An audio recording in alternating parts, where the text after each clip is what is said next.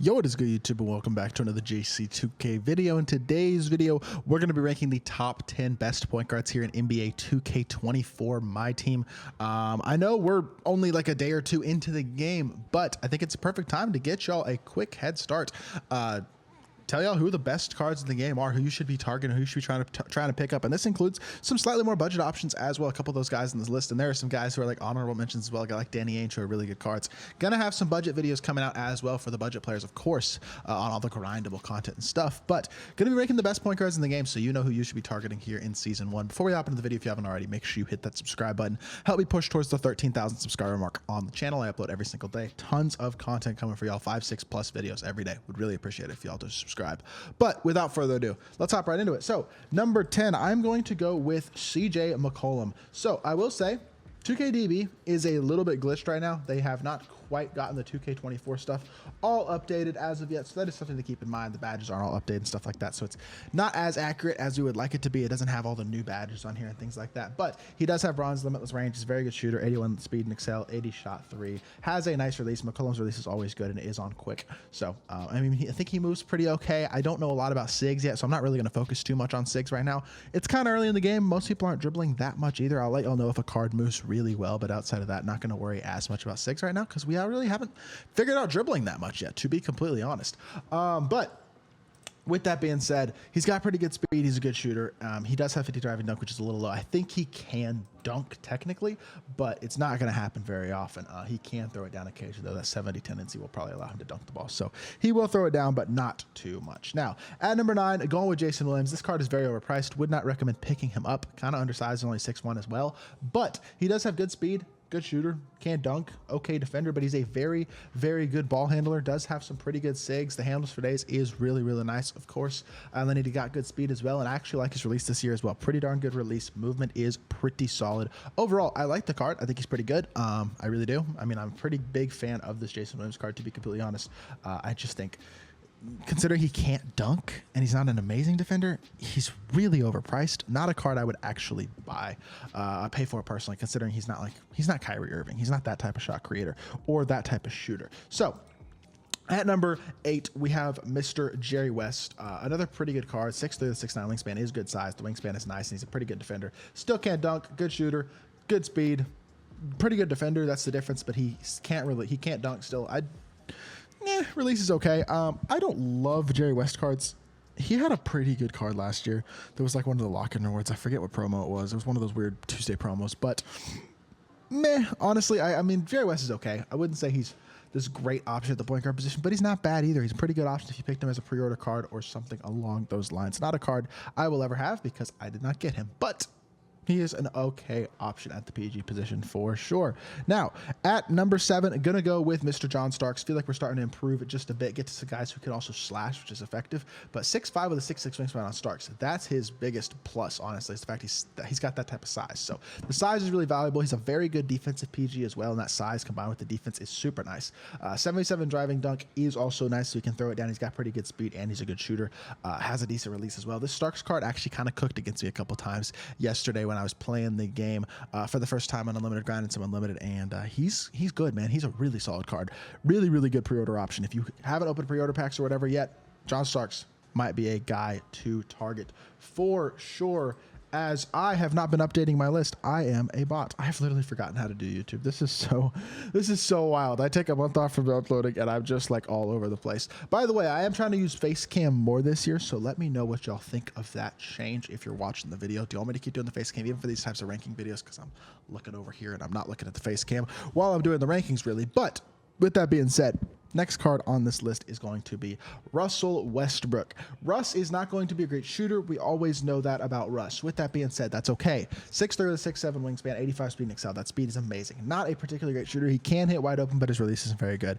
Would not shoot with Russ unless your opponent literally is playing him like Ben Simmons and standing in the paint, in which case you should knock it down. Playmaking badges are pretty okay on Russ, and he's going to be an okay defender as well. Defensive badges aren't going to be special or anything, but y'all know Russ is always going to fight a little bit on the defensive end, has the player build, and is just going to be about as good of a slasher as you're going to get right now. I know a 75 driving dunk is nothing crazy, but it's good enough to get up there right now. He's going to draw a ton of fouls as well. Just always so obnoxious early in the game as a slasher. And Russ no different this year. I mean, he's still a very, very good card. At number 5, we get to the really good point guards now. The top 5 guys in the game, starting off with Darius Garland, who I think is really, really good. Big fan of this DG card. One of my favorite options at the point guard position in the game. 6'1" with 6'1" wingspan is small, but he can dunk the ball. 65 is not super high, but he can still get it done. Not a great defender. I'm not that worried about it, though, because offensively he's amazing. 83 speed and excel, 81 shot 3 are really good stats. The badges are great, though. And this is a card that actually moves really well as well. His release is very fast, which is really, really nice. And then he moves really nicely. The Steph dribble style is very good this year. His size up is good. He moves really, really solidly all the way around. I think DG is one of the better dribbling guards that I've tried this year. Definitely. Obviously have not figured out all these SIGs and all this stuff yet. Like, I don't know all these new things that they've added and how to use everything. And there's so many new SIGs. But DG, I will say, is certainly one of the best dribbling PGs in the game. Combined with a very good release, great shooting and playmaking badges, and you have a top 5 PG in my team, in my opinion. Elite offensive card.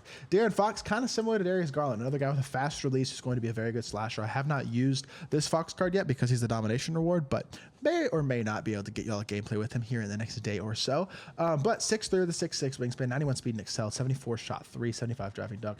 Okay defender. What makes this card so good is the 91 speed and excel. That is crazy. Combined with being a very solid slasher, having that speed booster badge that he has, as well as the blow by badge, whatever it's called. I forget what that badge is called, but he's got a couple really good slashing badges as well. Combine that with a fast release. 74 3 ball is high enough to knock it down, even without a ton of great shooting badges. If he's left open, he'll knock that down, and he's going to be really tough to stay in front of and really, really tough to guard on the court at offensively. And he's a slightly better defender as well, with a little bit more size than a guy like Darius Garland. So top 4 point guard, in my opinion, is Mr. De'Aaron Fox. Number 3, Joe Dumars. This was the promo card, the best promo card that came out. Him and Jack Sigma are just dogs.